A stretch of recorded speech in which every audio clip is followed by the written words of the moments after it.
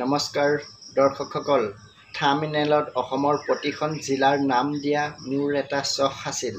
১ নম্বৰটো খবৰ, অসমৰ বাহিৰৰ ৰাজ্যত বাংলাদেশীৰ বিৰুদ্ধে অভিযান চলি আছে। কেনেবাকৈ যদি অসমৰ বাহিৰত থকা যুৱক-যুৱতীক সন্দেহজনক বাংলাদেশী বুলি আৰক্ষীয়ে আটক কৰে, ক'বা যে আমি খিলঞ্জীয়া অসমীয়া লোক আৰু আমি অসমৰ ভাষা অসমীয়াহে জানো, লগতে ভাৰতৰ ৰাষ্ট্ৰীয় ভাষা হিন্দী জানো। আমিবোৰে বাংলাদেশী ভাষা নাজানো। এই গোটেইকেইটা কথা হিন্দীত আৰক্ষীৰ ওচৰত কৈ দিবা, তেতিয়াহে বাচিবা।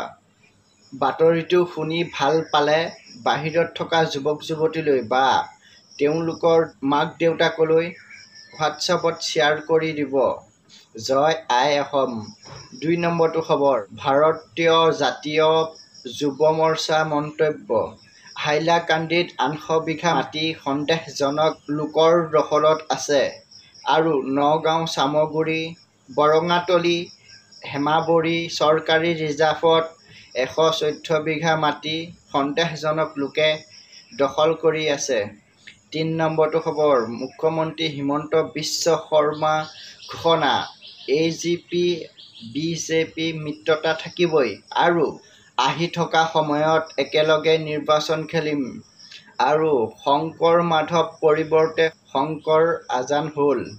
মিলাপ্ৰীতিৰে জীয়াই থকাৰ বাবে কিন্তু জাতিটোক জীয়াই ৰাখিবলৈ মাত মাতিবই লাগিব। শংকৰ-মাধৱ নিজৰ ঠাইত থাকিব আৰু আজান পীৰৰ ঠাইত থাকিব। ৪ নম্বৰটো খবৰ, টাই আহোম ছাত্ৰ সন্থা আৰু সদৌ অসম জাতীয়তাবাদী যুৱ ছাত্ৰ পৰিষদৰ মন্তব্য, মেৰাপানী নেঘেৰী বিলত সন্দেহজনক লোকে দেখুওৱা প্ৰমাণপত্ৰ ভিত্তিহীন। ৫ নম্বৰটো খবৰ, এগৰাকী মৌলানা মন্তব্য, অসমত চলি থকা উচ্ছেদ অভিযানৰ বাবে জগৰীয়া কংগ্ৰেছ, সন্দেহজনক বাংলাদেশীবোৰক কংগ্ৰেছেহে অসমত সংস্থাপন দিছিল।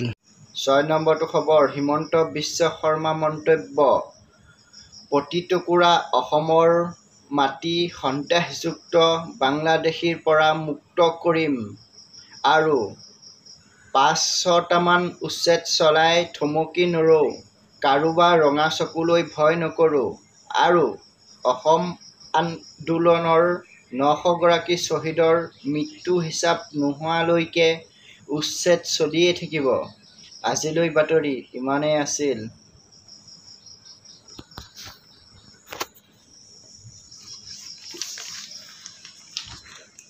সম্পূৰ্ণ বাতৰিটো চোৱাৰ কাৰণে সকলোকে থেংক ইউ ছ' মাছ, ধন্যবাদ জনাইছোঁ। মোৰ চেনেলত আৰু ভালকৈ বাতৰিবোৰ বনাবলৈ চেষ্টা কৰি আছোঁ, বনাম। বৰ্তমান কিছু অসুবিধাৰ সন্মুখীন হৈ থকাৰ কাৰণে ভালকৈ বাতৰিবোৰ বনাব পৰা নাই। এইটো ঘৰৰ পৰাই মই বাতৰিবোৰ বনাওঁ, বাৰান্দাত বহি। কপাল ভাল থাকিলে আৰু ১-২ বছৰ পাছত ইউটিউব ষ্টুডিঅ' বনাম বাৰু।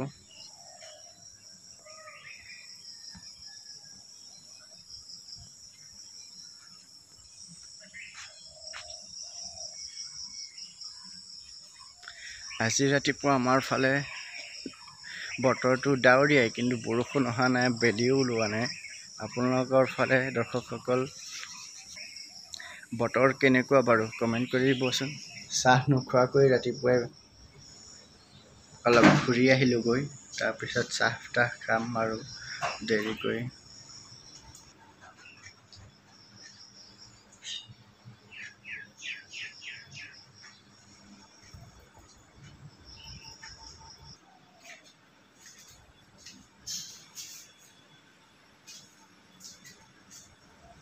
যিসকলে বাতৰিটো সম্পূৰ্ণ চালে সকলোকে ধন্যবাদ জনাইছোঁ দৰ্শকসকল।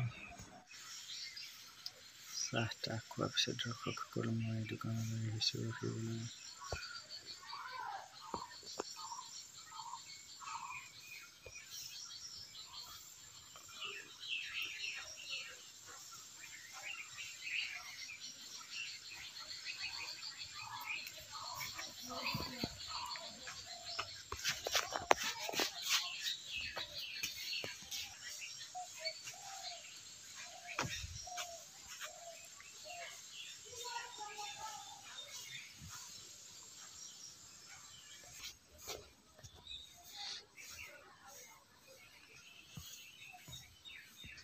বতৰটো ৰাতিপুৱা ডাৱৰীয়া আছিল যদিও এতিয়া বেলি ওলাইছে, মানে আজিৰ দিনটো বহুত গৰম হ'ব।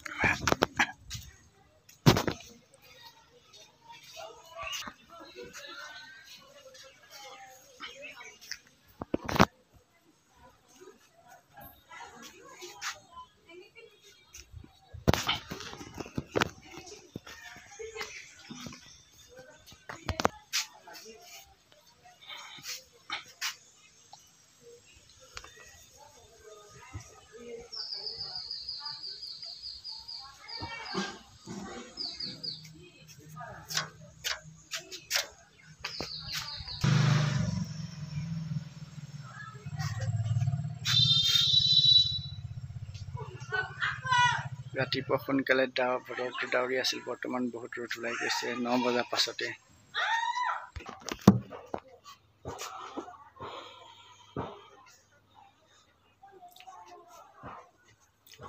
কোনে কোন জিলাৰ পৰা চাই আছে কমেণ্ট কৰি জনাবচোন দৰ্শকসকল দেই।